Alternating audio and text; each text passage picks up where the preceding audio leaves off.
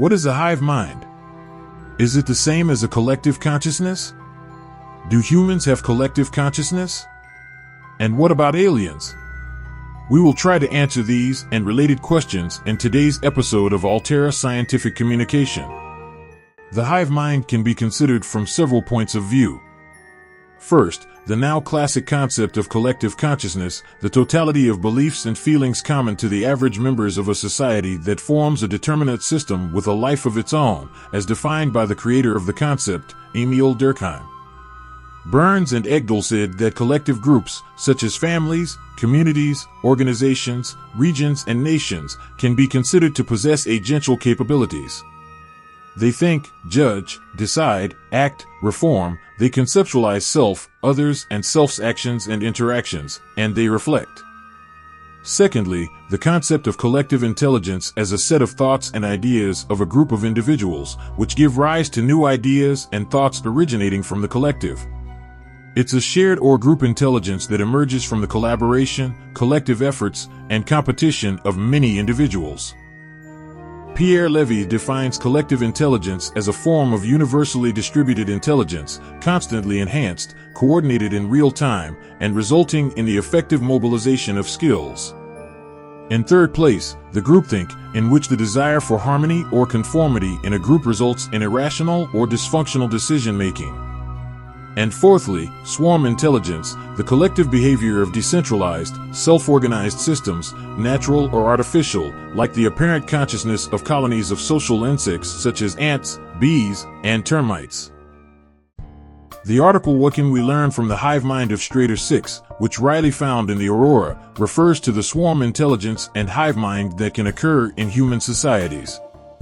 This article raises how the individuals which make up a hive mind should be categorized, if they are merely dumb components of the larger, intelligent organism, or is the larger mind merely a product of the independent organisms, or perhaps both. We describe neurons as being dumb, and brains as a whole as intelligent. It describes an experiment performed on the hive mind colony discovered on Strader 6. A device was placed outside the nest which would electrocute individuals approaching it. The Strader 6 colony quickly formed into two factions. One attempted to move the device by brute force, sacrificing individuals as they did so, and the second attempted to cover the device in sand. As these two goals were mutually exclusive, a fight ensued. The first faction was beaten and the device was safely buried. From the perspective of the individuals, this experience must have been horrific, but from the perspective of the hive mind, a nagging problem had been overcome with the most effective solution. We describe Strader 6 individuals as attacking one another, but when an idea takes hold in the brain and forces out inferior ones, we don't describe this as an act of aggression. We don't mourn dead neurons. For the same reason, when a philosophy or a technology takes hold in human society, and when wars are fought over them and people die, the question is if that is rightly seen as being good or evil. The article asks if our civilization and the whole universe are really different from the colony on Strader 6. Perhaps intelligence is not something limited to things of flesh and blood, but the universe is truly one giant intelligent system, and we are like amoeba blowing self-important potholes in its surface. In the animal world, there are several characteristic examples of swarm intelligence. Ants form colonies that range in size from a few dozen to millions of individuals. Colonies are described as superorganisms because the ants appear to operate as a unified entity, collectively working together to support the colony.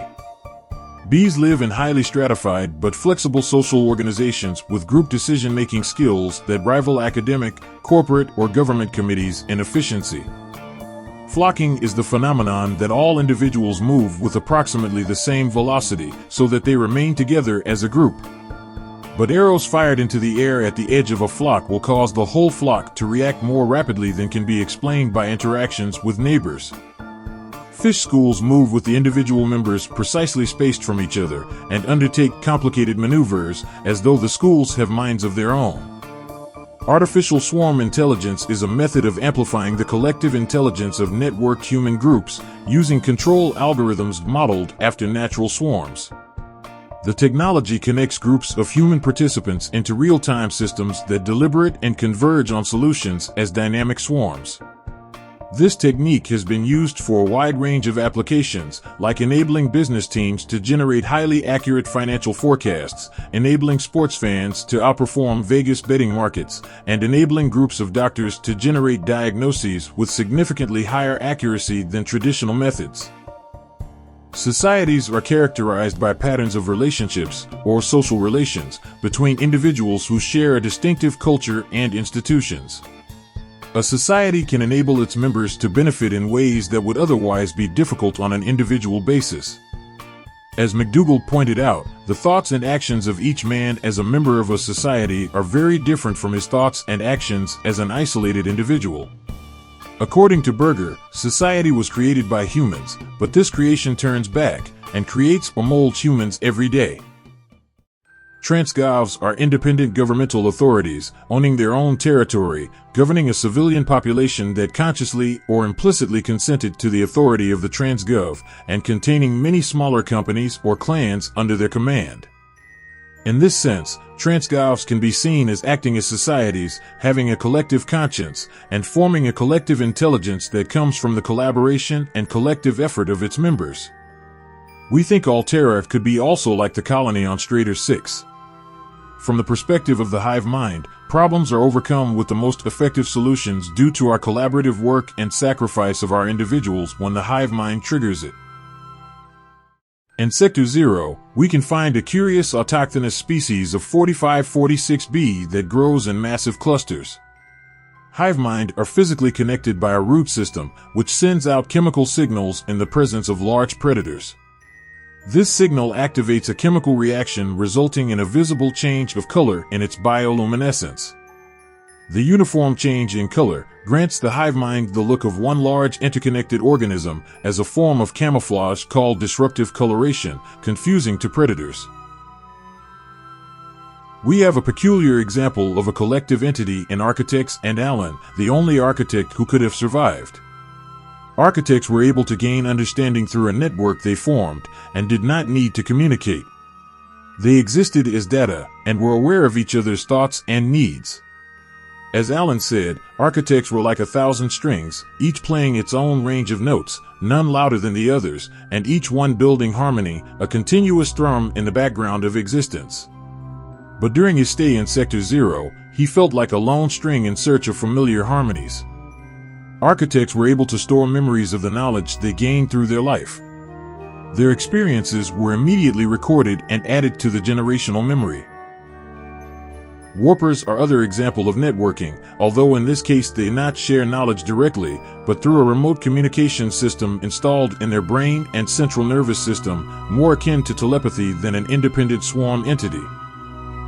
The Sea Emperor Leviathan is an intelligent creature, also capable of telepathic speech, that suggested to us that we are individual beings, but there is also something more. As the Sea Emperor said, "What is a wave without the ocean? A beginning without an end. They are different, but they go together. Now you go among the stars, and I fall among the sand. We are different, but we go together."